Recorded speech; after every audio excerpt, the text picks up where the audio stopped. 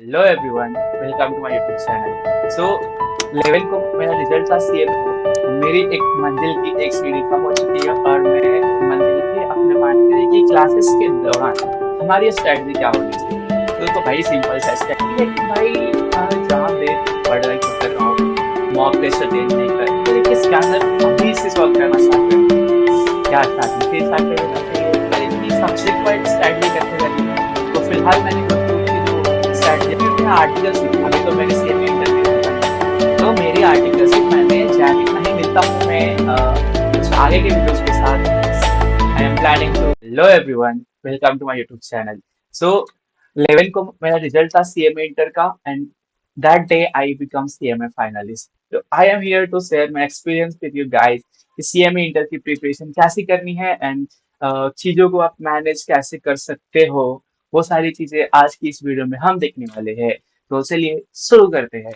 तो आप बोलोगे एग्जाम के एंड में हमारी स्ट्रेटजी क्या होनी चाहिए। तो भाई एक काम करो, स्कैनर ले लो। राइट। आप स्कैनर इतना यूजफुल है कि आप समझ नहीं सकते हो। लास्ट की मेरे वो 30 days I can't forget. Right. 10 days थे, 15 डेज थे, मेरे फुल स्कैनर सपोर्ट किए हैं। मैंने पूरे के पूरे स्कैनर सॉल्व किए हैं। तो आप स्कैनर पे ब्लाइंडली भरोसा कर सकते हो कि आप फिर देन आपको सक्सीड होने से कोई रोक नहीं सकता। ठीक है। तो मेरी एक मंजिल की एक सीढ़ी कम हो चुकी है और मैं मंजिल के अपने पाने के लिए एक स्टेप बाकी हूँ और देन मैं एक में बन जाऊंगा। राइट। तो मेरी स्ट्रैटेजी क्या रही और क्या मैंने कैसे प्लान किया था और मैंने आर्टिकलशिप चालू किया है या नहीं किया है and कहाँ पे गए, क्या करनी चाहिए, वो सारी चीजें आज की इस वीडियो में हम देखने वाले हैं। ठीक है। राइट। तो सबसे पहले हम आते हैं कि आपकी सीएमए की स्ट्रैटेजी कैसे करो। अगर आप ग्रेजुएट रूप से जा रहे हो, ठीक है, तो आपने ग्रेजुएशन में बहुत सारी चीजें पढ़ चुकी रहेंगी जो आपको इंटर में मिलेगी। जैसे कि आप टैक्सेशन करते हो, अगर आपने वैफ किया है, बीकॉम किया है, तो भी आप तो जीएसटी के जीएसटी जानते रहोगे जो कि हमारा इनडायरेक्ट टैक्सेशन है। फाइनेंशियल अकाउंटिंग पढ़े रहोगे आप 11 12 जो कि फाइनल अकाउंट है। और जो भी आप अगर कॉलेज से पढ़ते हो वो सारी चीजें भी आपको वहां देखने को मिलती है। बात रही कि आपको पढ़ाई कैसे करनी है, क्लासेस लेना है, विदाउट क्लासेस करना है। तो एज अगर आप कॉलेज से जाते हो, ठीक है, डायरेक्ट रूट की बात कर रहे हैं अभी। अगर आप डायरेक्ट रूट के थ्रू जाते हो तो आपको बेसिक चीजें मालूम होती है, बट एडवांस लेवल पे जो हमारे सीएमए इंटर की कोर्स सब्जेक्ट्स है, कोर्स सब्जेक्ट्स है, आप नहीं कर सकते हो खुद से, आपको सेल्फ नहीं कर पाओगे, मतलब कर पाओगे बट आपको टाइम जाएगा। ठीक है। तो इससे कंसंट्रेट करने के लिए आप क्या करने का, क्लास लेने का। तो इंटर ये जो पहला फेज होता है ना, आप क्लास के ही थ्रू जाओ क्योंकि हर एक चीज नहीं मिलती है। जैसे आप ओएमएसएम की बात करोगे तो ओएमएसएम आपने किधर देखा नहीं है। अगर आप ग्रेजुएशन, इवन ग्रेजुएशन में भी ओएमएसएम की बात नहीं की गई है। ठीक है।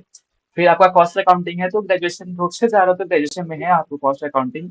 तो ये सारे लॉ की बात करें, अगर आप लॉ लॉ भी आई थिंक हाँ बीकॉम में है, बैफ में है, जो आपको करना है, बट उस लेवल पे नहीं है जो आपको इस सीएमए कोर्स में पढ़ने को मिलेगा। तो मैं बोलूंगा कि आपको इन बेटर क्लासेस के थ्रू ही जाओ। फाइनल में देखेंगे क्लास करना है या सेल्फ करना है, बट इंटर आपको क्लासेस लेके ही करना चाहिए। अपना बेस स्ट्रॉन्ग करो, देन आपको फाइनल में थोड़ा क्या बोलते हैं, थोड़ा लर्निंग फेज आप ज्यादा मिलेगा, मतलब थिंकिंग चीजें ज्यादा हो जाएंगी तो आपको हेल्प करेंगी। और अगर आप फाउंडेशन रूट से हो तो क्या करने का, तो आपको तो क्लासेस लेना पड़ेगा। आपको किसी भी सब्जेक्ट के बारे में कोई आइडिया नहीं है तो आप क्या करोगे, क्लासेस लोगे ही लोगे। ठीक है। कि क्लासेस के दौरान हमारी स्ट्रेटजी क्या होनी चाहिए। तो देखो भाई, सिंपल सा स्ट्रेटजी है। क्लासेस, अगर आप क्लासेस ले रहे हो, ऑफलाइन ले रहे हो या ऑनलाइन ले रहे हो, आफ्टर फिनिशिंग वन चैप्टर, ठीक है, आपने जो होमवर्क दिया है क्लासेस से वो आपको करना है। उसी दिन आके करो, चाहे 1 घंटा लेट हो लेकिन उसी दिन आके करो। आप ये नहीं कि कल है तो कल का लेक्चर कल लिखेंगे और कल करेंगे। ऐसा मत करो, पेंडिंग रखोगे तो आपको ही प्रॉब्लम होने वाला एंड टू एंड। ठीक है। तो आप जो भी अगर क्लासेस में जो भी चीजें पढ़ रहे हो, जो भी होमवर्क है, आप घर पे आके पहले उसको करो। इवन नहीं करना है तो जो क्लासेस में करे हो वो घर पे आके उसको देखो। उसके उसे एक बार माइंड में ऐसा समराइज करो कि हाँ हाँ ये चीजें मैंने पढ़ी थी, ये चीजें मुझे समझी हैं। क्योंकि वो क्या होता है, फिर हम जब वहां पढ़े रहते हैं हमारे माइंड में चलते रहता है, फिर घर पे आके जब हम उस चीज को पढ़ते हैं तो माइंड में इधर सीधा सेट हो जाता है। फिर तो देन वो फिर एग्जाम में रिविजन के टाइम पे याद आता है, हाँ भाई ये तो पढ़ा है। ठीक है। तो वो चीज आप एक करो। आती है कि भाई एग्जाम दे पढ़ाई तो कर रहा हूँ, मॉक टेस्ट अटेंड नहीं कर रहा हूँ, नहीं कर रहा हूँ। तो इसके लिए सबसे बेस्ट स्ट्रैटेजी है कि आप स्कैनर खरीदो। स्कैनर में क्या होता है और उसके क्या एडवांटेजेस है, जो कि मेरे सीएमए जर्नी में अभी तक स्कैनर ने बहुत इंपॉर्टेंट रोल प्ले किया है। बहुत ही ज्यादा, मैं आपको बता नहीं सकता, क्योंकि स्कैनर इतना इंपॉर्टेंट बन जाता है आपको प्रैक्टिस के टाइम पे। आप अज्यूम भी ऐसा नहीं कर सकते कि हाँ ये चीजें हो सकती है। Scanner is the most important in the professional exam, कोई भी हो, सीएमए हो, सीए हो, सीएस हो, डजेंट मैटर, स्कैनर पावरफुल है भाई। करके ही जाओ। स्कैनर हुआ, एग्जाम क्रैक हो जाएगा, गारंटी है। ठीक है। तेरे के स्कैनर कभी से सॉल्व करना स्टार्ट करना चाहिए? क्या स्टार्टिंग से स्टार्ट कर देना चाहिए, से क्लास खत्म हुआ है स्कैनर चालू करना चाहिए? तो आप बात आती है आपके अंडरस्टैंडिंग के ऊपर। अगर आपने कोई चैप्टर खत्म किया, ठीक है, चैप्टर खत्म करने के बाद ही अगर आपको लगता है कि मुझे चैप्टर की पूरी अंडरस्टैंडिंग आ गई है, देन आप लग जाओ स्कैनर पे भाई। चैप्टर खत्म हुआ, लग गया स्कैनर पे। ठीक है। सेकेंड थिंग, आप एक बार पूरा क्लासेस के थ्रू चैप्टर्स खत्म करो, देन आप स्कैनर पे आओ, स्कैनर सॉल्व करो।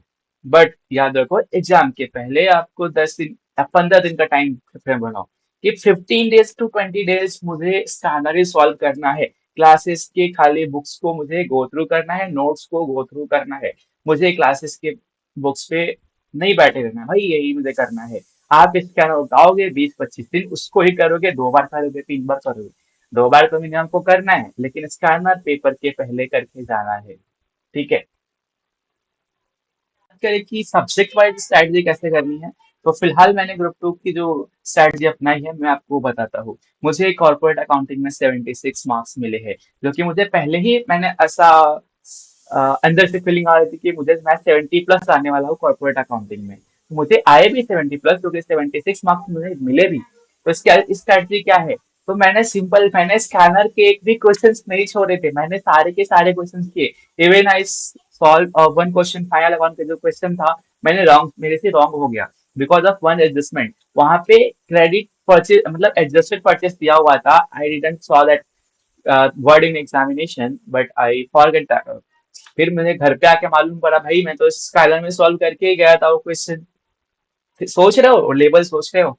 मतलब जो आप इस टाइम में सॉल्व करके जा रहे हो आपको पेपर में दिख रहा है। ऐसे बहुत सारे क्वेश्चंस थे जो मुझे पेपर में दिखे थे। इवन ओएमएसएम की बात करूँ तो टाइम सीरीज के जो क्वेश्चंस थे, एज इट इज आए थे।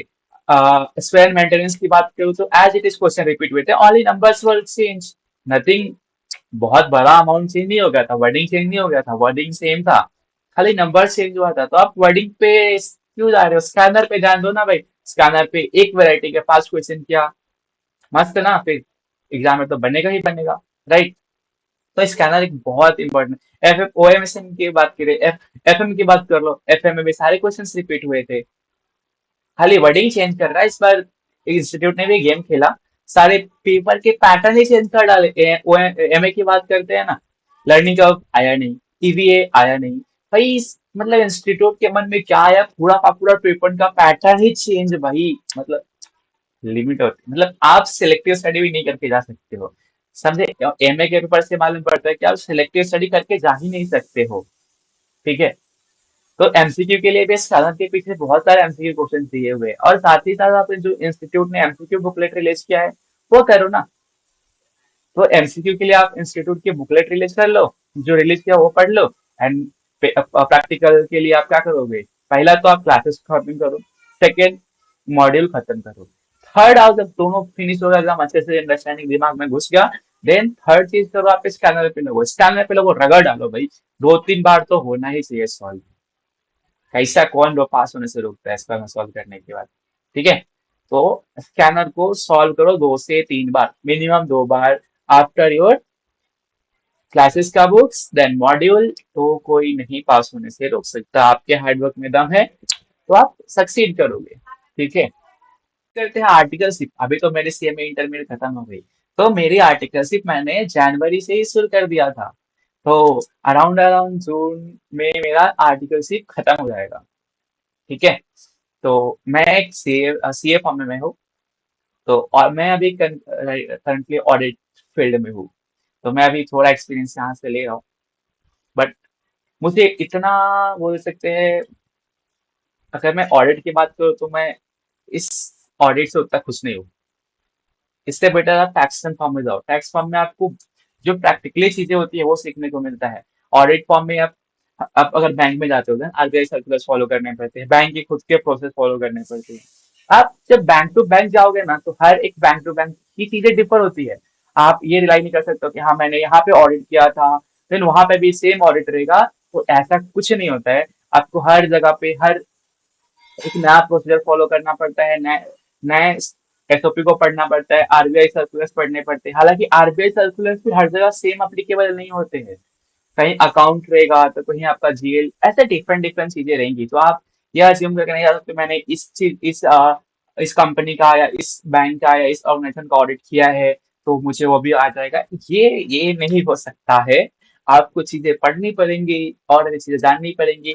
बट जो टैक्सेशन की बात करते हैं तो टैक्सेशन का एक स्पेसिफिक फॉर्मेट है। एक आपने ये अगर आईटीआर सीख लिया, जीएसटी रिटर्न सीखा, तो आपको स्मॉल फॉर्म हो बिग फॉर्म हो डजेंट मैटर, आपको हर जगह एक स्पेसिफिक फॉर्मेट देखने को मिलता है। एक लर्निंग जो रहती है, अपना एक ग्रोथ दिखता है। इवन यहाँ भी ग्रोथ है, ऐसा नहीं कि ग्रोथ नहीं है, ग्रोथ है। बट ये आप ऑडिट में आप एज अ जॉब करो, एज अ आर्टिकलशिप नहीं। ठीक है। इतना ही, मिलता हूँ मैं कुछ आगे के वीडियोस के साथ। I am planning to make my articleship blog का video. So I am working on that. I'm thinking, I'm planning. So for sure, I will make videos. I need your help and support, guys. Please subscribe my channel and like my videos. So bye bye.